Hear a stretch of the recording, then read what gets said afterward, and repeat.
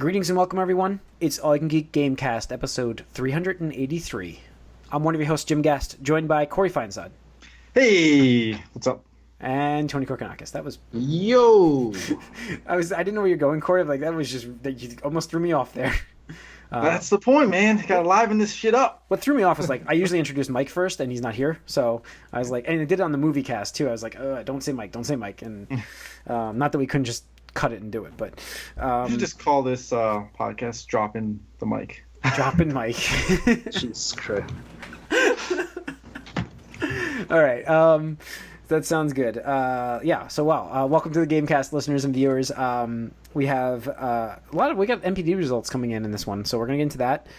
First, I wanted to talk about the last week we talked about PUBG and Fortnite. I think we had a podcast dedicated really to a good portion of that. So I wanted to mention, really starting off in this news, that PUBG has now sold 30 million copies to date. And it's going to appear on the MPDs in a very respectable spot without PC digital sales very shortly. But I wanted to say that. But it did say that their PC player count's declining. Is that what I'm getting on this? Do you guys read this at all? I mean, there are less players playing than active before. Player base, yeah. Do you think interest is waning, as we were talking about? I think it is, just because, like, again, I said, like, there's so much competition. Fortnite is definitely cutting into that. Yeah. Fortnite is getting supported so much more quickly, so much more rapidly, however you want to phrase that. And they are very transparent with right, and they're super transparent. Like, PUBG just had, like, something drop today, but all it is, like, cosmetic loot crate shit. It's like, you haven't done anything in 2 months, and that's the first thing you do is just do more loot crate shit. It's like, I mean, okay, but, like, you know, what about balance? What about optimization? I mean, the game runs like fucking garbage on everything. Like, you can't have that. And it's the thing is, like, Fortnite runs pretty well, and that's the same engine, isn't it? What do you mean, same engine? What do you mean? I thought it was like, didn't they use the same engine from Fortnite to build this base game or something like that? The base engine is the same, I thought. It's like that's how they got. That's how Fortnite same technology, but the thing is that's how Fortnite got it up and running. Talking about Unreal. Yeah, but no, but I mean, like, the actual, like, tool base. Like, I thought that's how Fortnite got theirs up and running so fast. There was a controversy about that a long time ago. Epic and Blue, what do they call it? Same engine. Blue. They worked together. Yeah. So that's how they definitely worked together. Yeah, and Fortnite was kind of because they both use Unreal. Yeah. Well, I know that, but they, So that's how they whipped them together that quickly. Okay. So, yeah, I don't know. I'm just saying, like, I've said it before and I've said it again. This is the year where we're going to see battle royale modes in fucking anything that can support it. Yeah. Like, it doesn't matter how obscure. Like, obviously, any shooter type. I just heard of a new one I can't remember. It's like Proving Grounds or something like that. And supposedly they're saying it's going to support 400 players. What? Yeah. Wow. Yep. So. They need to stay on top of it. They need to stay ahead of the game, because as soon as all these other games get these modes, it's going to hurt them. Dude, I can't. I really want a Dying Light battle royale mode with the zombies. that would be awesome. That would be really cool. Yeah, that would be cool. So we'll see. I mean, we're going to get a lot of clones this year. We're going to see it spread around the player base. It's a nice break from the other stuff that's been going on in other games. Like, you can just pick it up and play real quick and put it down. Yeah. So it's a nice little bite-sized thing that you can do, which I think, like, with same thing with Cuphead and stuff like that, where you die, you just are right back into it again. Like, that's what shines here, is that you're dead and you're just right back into a game. Like, that's what I think really propels this game forward a lot too. Is you can just be playing and not be waiting. Mm-hmm. But again, it relies on player base, but that player base is there, so you don't have to worry. All right. And then other news, moving on, we have the ESRB loot crate extravaganza thing going on that's been going on for months now. Apparently, the U.S. senator is actually getting involved now from New Hampshire. This could be really bad for the gaming industry, and it's basically a firm letter asking the ESRB to change their stance, which right now says they're not doing anything for loot crates, loot boxes, or anything like that. They're just going to let them go the way they are. They don't see them as any form of gambling. And this senator is submitting a letter to them strongly telling them to look at that again, because she feels that this, basically what they're going for is, like, don't sell to kids under 21, That's what they're going. And if it has any sort of like random drop. How does that affect mobile then? Yeah, exactly. I mean, that's I don't even know. Like you've got like this that's stream's like not going. Can of worms you're starting with this thing. But I do think that games will have notices on them, like mobile games. Like this game has in-app purchases. We're gonna see like this game has in-game purchases. We'll see the warnings, but other than that, you're not gonna stop. Will it be like this game contains loot? No, you're not gonna put loot boxes on the ESRB. No, you're gonna say this game contains in-game purchases, microtransactions. In-game purchases, okay. Much safer word. I'm just thinking of the word, yeah, the word that they would use. So it would be in-game purchases. Okay, I mean and that's what we get on the App Store right now. We definitely don't want every game. It's in-game. I mean, the last thing we want is the government stepping in because they have no idea about anything with video games, and we always have that issue with video game violence and how that that's completely a wrong views that a lot of them have. And you don't want them stepping in on this. So I think ESRB will do something, and I don't see that being a problem though. They just put in-app purchases on the back of the box. I don't see why that was a big deal for ESRB to do. I mean, I don't think anybody. It's gonna happen. You guys don't disagree, right? I mean, Tony. What do you mean? Like if them ESRB putting that on the back of their box to fix this problem. I mean, whatever. I don't know. I mean, you know what I mean. You can't protect people against themselves. You can't. They're still going to do it, but they will find ways. You're not going to be able to save it, and that's my opinion. Like, okay, yes, loot boxes are designed to make people feel good and feel like, hey, I can just open up a couple more. Okay, obviously, because if it was just like, hey, you click on this, there's no animation, nothing like that. It's just like, hey, these are the content like that you got. It's like nobody cares. It's not special. I don't know, I just think it was a vocal minority, very vocal minority on the internet that just really did not get it. Because as we could see, and as we'll get into with the NPD, like people overall, the gaming population are okay with loot crates for the most part. Cosmetic loot crates. I think that those are. Just monetization, just microtransaction stuff in general. Yeah, I have no issues with any sort of cosmetic stuff myself, but I do have issues when you have pay to win. Sure, absolutely, and you could see the backlash for Star Wars Battlefront 2 because of that. But you look at all these other massively successful games. You look at League of Legends, you look at Dota 2, you look at Overwatch, and the model's fine. People love those games. People are engaging in those games. Those games are still charting. Those games are still being successful. Well, there's times where what's the fucking problem? You know what's funny for me is, and I have purchased loot boxes in Overwatch because I put so much time into that game. I felt like I'm fine spending I only spend $5, $5 on loot boxes because I feel like they have earned this extra money from me because of how much I'm enjoying their game. So that's why it's almost like, they're not giving you DLC that's charged. So I'm going to give them this extra money from me because I'm like, they've earned this without a doubt. This $5. Right. You want to support a developer that's making a game that you enjoy, and this is one way to do it. Yes. So you're okay with it. I'm okay. Yeah, definitely. I think that as far as like when you get the government involved, it's difficult because I feel like there's so many more things that the government could be doing. Yeah, absolutely. Sure, absolutely. And even the thing is, like, I'll say the ESRB is a fucking joke. I mean, honestly. Yeah. Like, whoever enforced that? Enforced that? No, like when you go to a store and like Johnny 9-year-old buys Grand Theft Auto, like nobody bats a lot. Right. No, I mean there are people that do. I used to do it. I used to, say, hey, listen to the parents. I'm like, you guys do know that this is an M-rated game, right? I mean, that's. Then they say, I don't care. Fuck you. I want to buy this but game. how often did it actually impact them? It didn't usually, but I do mention it. Especially these days. Yeah, I do. Especially with Call of Duty, Grand Theft Auto 5. I mean, my nephew plays. My nephew's 9 and he plays Call of Duty. Yeah, exactly. It's useless. And yet developers and publishers have to spend massive amounts of money to get those ESRB ratings. Yeah, I see what you're saying. Okay, you're saying like save the costs. Right. Don't let these companies fold because of ratings that nobody's paying attention to. Right, and like for people I still think a rating is okay just to give a parent an idea of what they're getting into. Just like a mandate, but a mandate it's not mandates.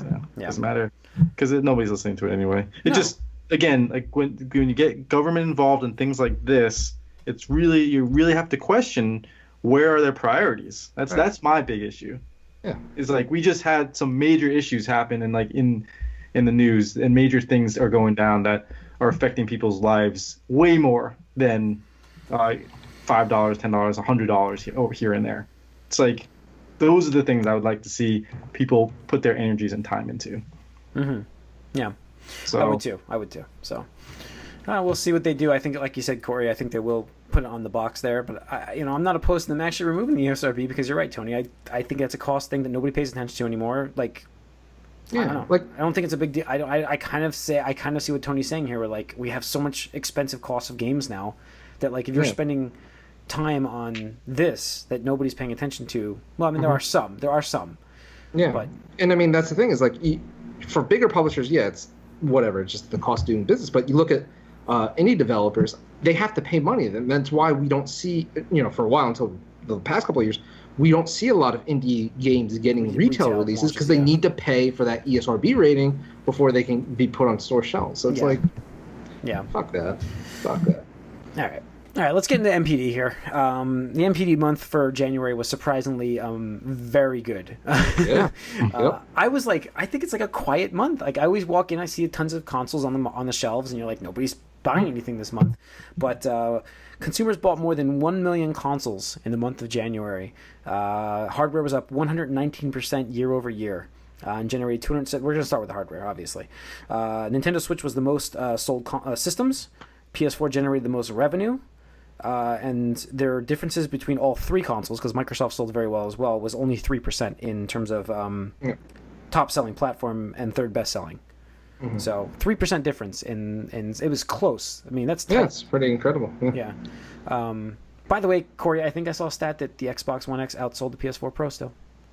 You think you saw one? I think I saw one also that said the PS4 Pro and Xbox One were selling around the same. All right, I gotta tweet Piscatella. I gotta tweet him and find out. I gotta know. We have a bet. So, but yeah, so it's an excellent month. Yeah, he was actually quoted in this article on VentureBeat. Yeah. No, I have to give Microsoft a lot of credit because I did not expect Xbox One X to sell anywhere near as well as it did in the holiday season. I'm shocked that it sold this well that month. I mean, for January, like you had the Switch is still a fresh new console that I get. It's people now buy. Much more readily available. It's the hot. Yeah, people want to get that, and then you had two. Japanese games that came out that DBZ Fighters and Monster Hunter, which I felt were more PS4 style games, but apparently like it drove sales for both consoles this month. I mean, that's what I was expecting, was just PS4 to dominate and Switch obviously. Didn't Monster Hunter World come with a console? They were giving it. No, not in America. Somewhere they were getting it. But yeah, let's go through the software here. So your number one game for the month was Monster Hunter World, a rejuvenation of their franchise. Was it ever like super big, anyways? But it definitely wasn't big in the U.S. I can tell you that. Huge cult following. They're very dedicated fans. Yes, but more like in Japan, it's insane. In the U.S., it never really sold very well. So number one game of the month was that, and DBZ Fighters, Dragon Ball FighterZ, or whatever you want to call it, was number two. Which is impressive as well for a fighting game. Dude, people love Dragon Ball Z. Oh yeah. Dragon Ball Fighters. I mean, when you think of anime, that's like either the first or second anime people think of. Yeah, it's my first one. I think that's the first one I ever watched. So that's my gateway drug. Call of Duty World War II at number 3. We got PlayerUnknown Battlegrounds at number 4, as I mentioned earlier. That doesn't include PC digital sales. So that's pretty impressive. That's like Xbox numbers then, right? Pretty much. Yeah. Yeah. I mean, so there it is. There's your console sales. Never mind. That's your Xbox console sales for the month. Grand Theft Auto 5 at 5. Ugh. NBA 2K18. You said it. Yeah, I know. NBA 2K18. Super Mario Odyssey at 7.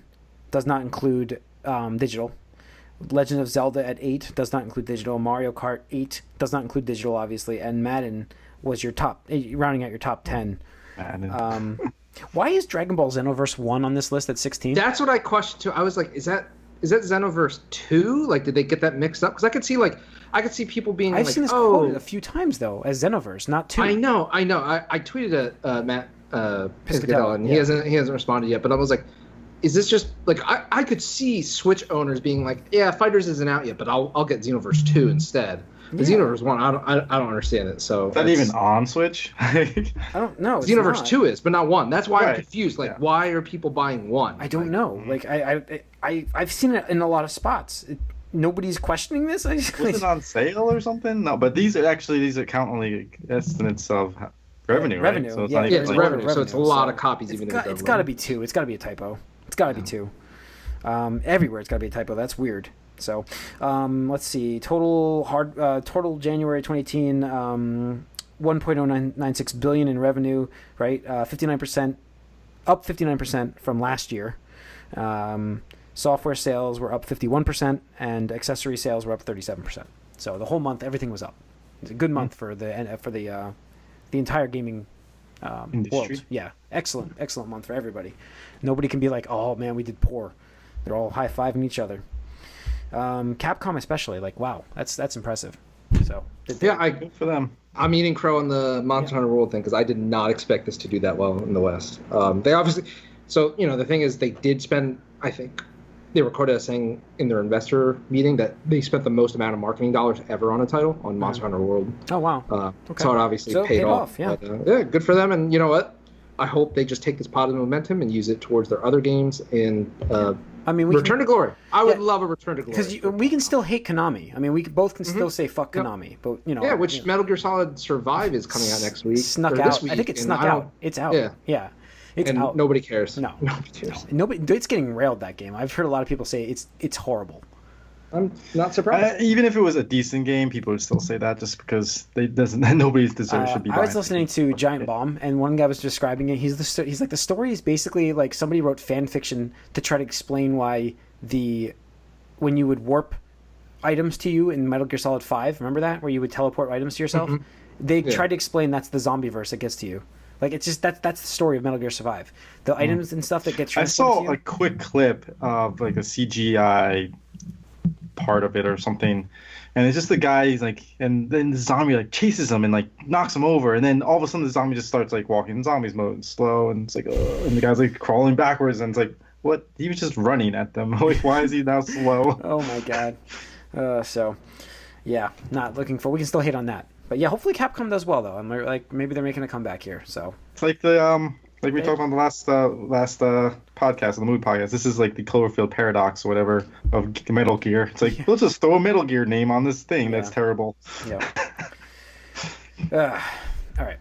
I think that's it for news this week. It's been light on news. Getting into what I've been up to, guys. I mean, I've only been playing Dragon Ball FighterZ. I played a lot of that. I played some Xenoblade, but not much. I'm not getting hooked on it right now. It's so complicated, the system, for me. I'm sorry. It's just very complicated. No, you don't have to be sorry. I told you. I even warned you it's complicated. I said I played both of the games in the series, and it's still like, what's going on right now? Yeah, that's what I'm... Yeah, I'm trying. I'm still pushing through, but because I can play it at work, so it kind of helps, but very small portions, and hopefully I'm hoping to get to a point where it just kind of, takes off. So that's what I'm hoping for. What chapter are you in? 2. So still okay. Yeah, I'm early. I mean, I'm in chapter 2, but no, you gotta. I would say chapter 4 is when like I'll keep working on it. You're like, okay, I get this now. I'll keep with it. But Dragon Ball FighterZ, excellent game built around a terrible network system. I can't say that enough. Like, I really enjoy playing that game, but I don't like playing that game to try to find a lobby. And in fact, I haven't been able to connect online yet. That is the worst aspect of it. I would be playing that game so much more if the online component was better. Oh yeah, it's so bad. It actively discouraged me from playing it. Agreed. Which is a shame because I love that game. The other night I was playing it, and I was playing single player stuff and getting through all of that, and I'm like, I'm gonna pop on. I'm gonna play a multiplayer match and just see how badly I get killed. I couldn't do it. I couldn't join a game. Like, I just couldn't get into a lobby. I couldn't. It just was unbelievable. So. Yeah, it's actively like making it difficult for you to just do what you want to do, and like, just let me hit a button and then match up with somebody. Yes. Instead, you have to, like, why do I have to go to this lobby pre-game stuff and then like find where you need to go? It's like actively making it harder. All right, Corey, what have you been up to? Well, I mentioned last week that I got Shadow of the Colossus, so I did start that, and I forgot how much my finger cramps when I played that game. Wow. I was like, oh my god, no. It's like, it remembered too. As soon as I beat the second Colossus, I was like, no, my finger's like, I remember this shit. Stop. I thought they had like a modern control setting to make it a little bit better. No, I thought didn't they even did look change through that. that. I just was like, this is what I remember, so I'm gonna go with whatever this is. you should try because I think my friend at work I think they told me did change about that. there's like Alright. new control schemes that make it I'll have to better look on at that because I'm like, because it did. I just got right back into it. I was like, oh, this is I didn't realize like, yeah, I knew these controls, so I got right into it. But then my finger was like, no, motherfucker, you do not want to do this because like after the second Colossus, my finger was like but yeah, it's interesting because it's another one of those games I think that I don't know if Jim would like it, but it is a Jim kind of game because like. Each Colossus is a puzzle that you're trying to solve, but it can be super frustrating, like when you're doing when you're doing it because if you mess something up or screw something up, then you have to like restart aspects of it, and so it can be very like difficult. And like with the third Colossus, I remember that being like for some reason just like very annoying for me. Is that the flying one? No. The third one, you have to run up something. Oh yeah, I remember. And so like, I was like, oh my god, I hate this because like, you have to like get him in a position to do something, and then once he does that, then you have to run and do something else just to get to a point where you can like start the process. Starting again, yeah. And so like if you like mess that up, you have to go through that whole action again. And like, Jim would hate this. But at the same time, like each Colossus at max will take you like 15 minutes. Yeah. Like Okay. And there's time attack modes that make you like say, hey, you do this. You should be able to do this in like less than 5 minutes. Cool. Or something like that. But if you know what you're doing and like you can get things perfect, like I think I beat the first Colossus in like 3 minutes, maybe. Yeah. Like, it was like the first one's like just super easy. It's just getting. It's a tutorial. It's like, hey. Yeah. But yeah. So I've gotten through 4 of them so far. The next one is the flying one. So Yeah, I'm okay, like that one. So I was like, I'm gonna take a break and just get to that one fresh. Yeah. But yeah, but it's nice to go back to that world and see how amazing it is looking and yeah. They did a yeah, great job with this. I heard it was a very yeah, good remaster. it's awesome. So it looks really good. Yeah, So definitely look I up that definitely- controller. Definitely look up that controller. Yeah, I heard they definitely did check that that. out. Yeah. Because I haven't changed anything with that, so we'll see. 'Cause my finger's dreading some of the stuff there. Yeah. But yeah, so played that. Also been playing Fortnite with Mike, your cousin Mike, Jim. Oh yeah. Not Mike from this podcast. He plays sometimes, and I played with Happel. And it's funny because what I love about these battle royale games is they do like really give you the opportunity to have these like epic moments and stories that you can just like tell and then like just explain to people and say, oh my gosh, this happened and this shit and all that. And so like I was playing with Happel and like I was like, oh man, Happel hasn't won a game yet. So like, all right, we got to try to win a game here. And so we just were dicking around and we came down to like towards the end and we were just like running like most of the time we're just running from like trying to be swallowed by the storm. Like the entire game is like that. We like barely saw anybody. And we come to this town and like these guys, there's these 2 guys there and we're like, all right, we can get these guys. So we take them out and then we just see like the entire town is filled with loot. It's just like there must have been like 50 people there that died because it's just like loot everywhere. And we're like, holy shit, like we hit the jackpot. So we had like everything we could have wanted from that one like area. And then we just ran towards the center circle and there were like 3 teams left. And we just let them fight it out. We're hiding behind like this tree, and as we just kept creeping closer and closer, and they were taking each other out. And I had a minigun, and he had a rocket launcher, and we realized it's down to it's just us 2 and the other 2. But we thought they were on the same team, but actually they weren't, and they were trying to like pinch us. And so he just runs right after the one guy with rocks. I got this guy. He's coming out of the storm. He's weak already, and so he just rockets him, but the guy must have like had a pump action or something and headshotted him because he downed him in 1 shot. Oh wow! And so I just started like spraying my minigun in that direction as the other guy is running at me. I'm just like running towards the other guy, and luckily like I just had to 1-hit him because he was pretty weak. Yeah, he was really weak. So I just 1-hit him, and I was gonna like try to get Happel, but at that point, there's no way because the guy's running towards me. So I just turn around and start spraying my minigun, and every shot hit his head. I don't know why or how, but every shot hit his head. I'm just moving like laterally, and I take him out. He doesn't even hit me once. So it was an amazing moment, and you're just like yes, and then like you got your chicken dinner. Win.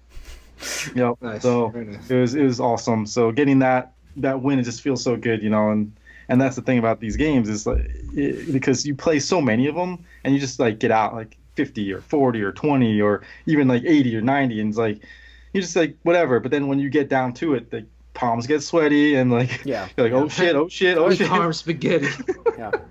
So. Yep. So yeah, I mean that's what makes it a lot of fun, and especially doing with like your friends and stuff is good because playing solo is fun too, but it really is nice when you have like a duo or a squad and just like kind of messing around with each other and things like that. So cool. All right, Tony. Free. Yeah, it's free. Just some more PUBG, some more Celeste, and started playing Overwatch on PC with a friend. The Chinese New Year events going on. Yeah, exactly. And Blizzard, what World or what's the map name? Blizzard World map. Yeah, Blizzard. Oh, it's so awesome. It's just super fun to like explore, and all the skins are really cool too. I love the Blizzard World skins. I'm not really too happy on the Lunar New Year skins. I'm just I like the Devo one from last year, but that's the only one I really cared about. All right, that's it. Mm-hmm. All right, so that's going to wrap up the Gamecast, everybody. Thanks for tuning in. Write us podcast at allycangeek.net. Follow us on Twitter, allycangeek. Like us on Facebook, and subscribe to our YouTube channel. Tune into the movie cast if you haven't already. We have a spoiler cast coming up, a bonus round for Black Panther if you haven't heard that. So check that out, and tune in next week when Mike hopefully comes back. So, all right, thanks for tuning in.